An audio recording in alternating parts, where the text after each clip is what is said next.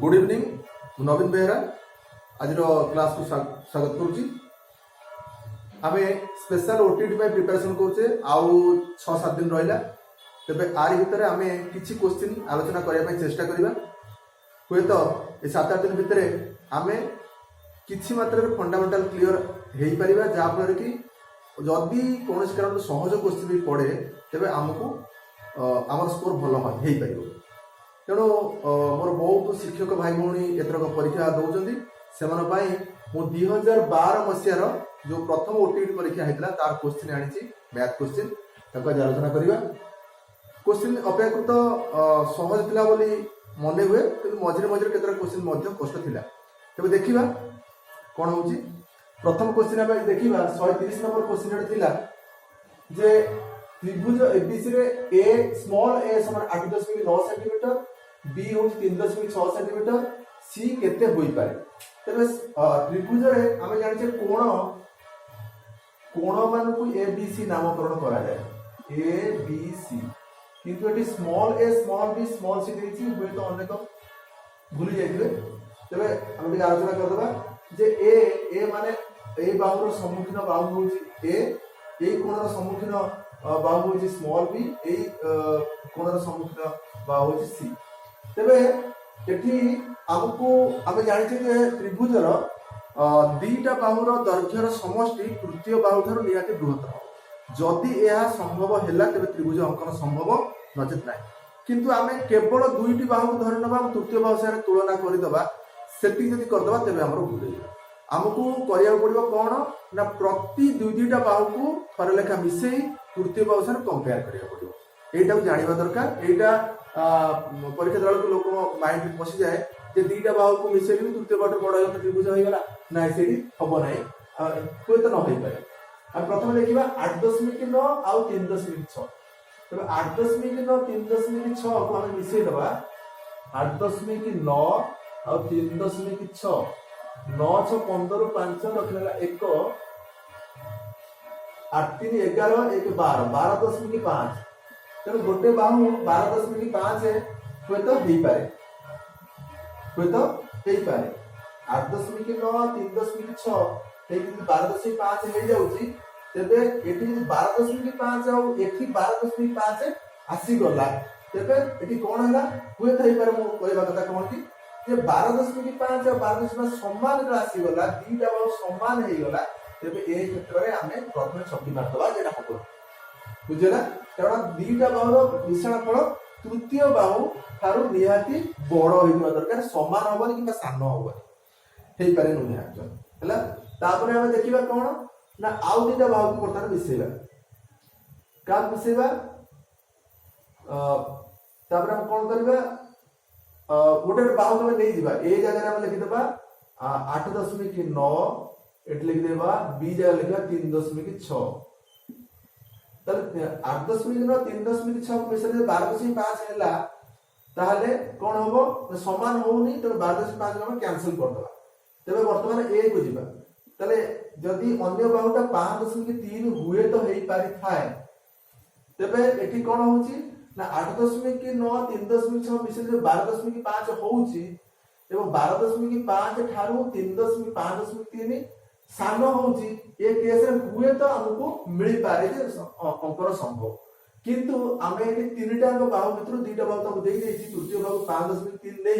आमे कंपैरिजन करबा तले 5.3 संगे रे 8.9 को हम मिसे दबा 9 3 12 2 रखला 1 8 5 13 के 14 14.2 ताले जदी तमने कोन होउची 5.3 और 8.9 मिसिले 14.2 होउची एवं ता 3.6 ठारू बड़ होउची तेणु 5.3 हुए तो हेई पारे अच्छा बर्तमान आउ किए रहिला ना 5.3 से 3.6 मिसे दबा 5.3 संगे 3.6 को मिसे दबा मिसरे 36 9 5 3 8 एठी कोन हे गेला पूरी समान हे गेला हमको सहज लागुची क्वेश्चन किंतु प्रकृत रे कष्ट कारण समस्त का कंपेयर करके दिबाक पड़िबो प्रति दीटा बाहु मिसे तृतीय बाहु सारे टैली करिया पड़िबो तेणु एठी जेहेतु मिसिक रे 8.9 हे गला ए दीटा बाहु मिसे 8.9 होची तो 5.3 तो 26 बुझियो ना आउ रहले 4.9 তাহলে এই জায়গায় আমি দুইটা বহুত দেই দেইছি, এই জায়গায় আমি 4.9 নেই ଯିବା। 4.9 ଦେଇକି ଆମେ কম্পেয়ার କରିବା। তাহলে কোন କରିବା না 4.9 সাঙ্গেরে 8.9 କୁ ମିଶେଇବା। 9 9 18 18 18 ହେଲା 1 8 12 13 13.8 ହଉଛି କାହାକୁ ମିଶେଇଲେ 4.9 ସାଙ୍ଗରେ 8.9 ଏଇ ଦିଟାକୁ ମିଶେଇଲେ ମିଶେଇଲା ପରେ ହଉଛି 13.8 13.8 3.6 ଠାରୁ ବଡ ତେଣୁ ହେଇପାରେ। ତାପରେ 4.9 କୁ 3.6 ମିଶେଇଲେ ଆଚ୍ଛା ପ୍ରଥମେ ଯେ କଣ କରିଥିଲା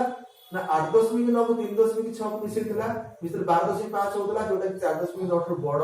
ସେଠି ମଧ୍ୟ ତ୍ରିଭୁଜ ହେଇପାରିବ। ଆଉ ଗୋଟିଏ ଅପସନ ଆମର ବାକି ରହିଲା ଯେ କଣ 4.9 ସାଙ୍ଗରେ 3.6 କୁ ମିଶେଇ ଦବା।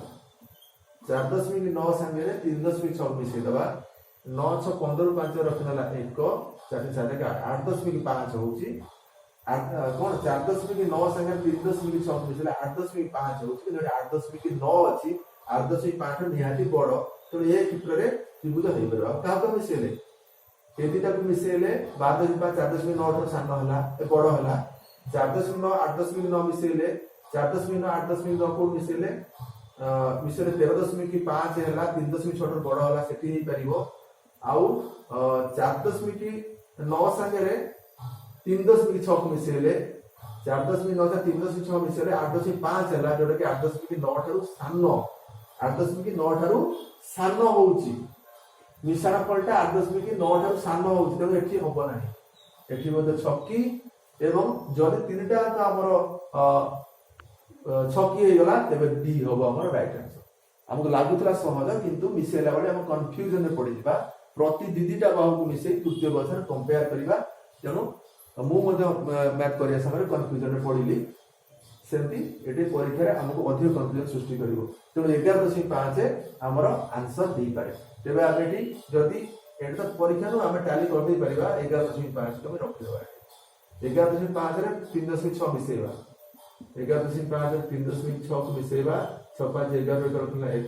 3 4 1 5 15.1 କୋଉ ଦିଟା ମିଶିଲା 11.5 3.6 ମିଶିଲା ଏଟା 15.5 ହେଲା 8 ରୁ ବଡ ହେଲା ଏ ଦିଟା ମିଶେଇବା 3.6 ରେ 8.9 କୁ ମିଶେଇବା 9 6 15 5 ରଖିଲା 1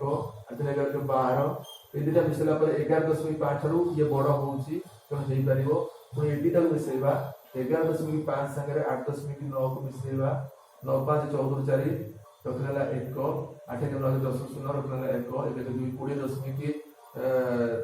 ଯୋଉଟା କି ଆମର 3.6 ବଡ ହଉଛି ତେଣୁ 11.5 ଆମର ଆନ୍ସର ହବ।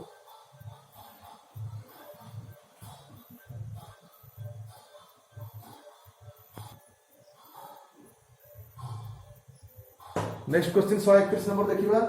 एबीसीडी समांतरिक चित्र रे ए कोण x + 30 डिग्री b कोण 3x - 20 डिग्री हेले c कोण केते हबो। तो प्रथम समांतरिक चित्र केमति हम देखिबा। समांतरिक चित्रटा ए एंटिया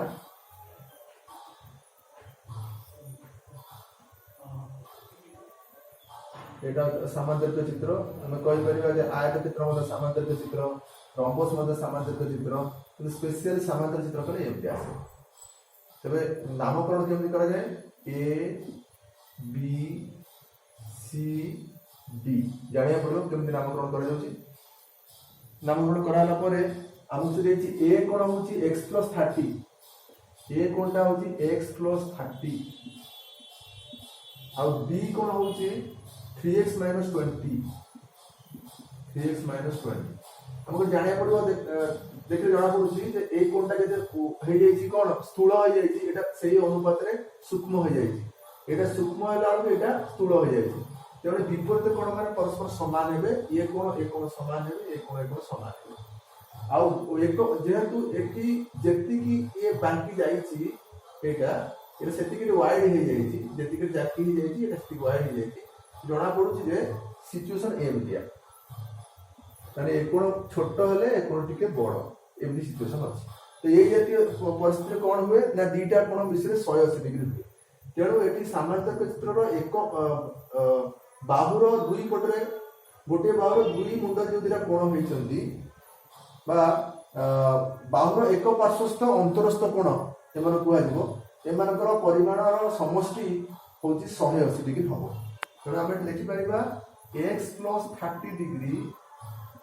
plus 3x minus 20 degree is equal to 180 degree.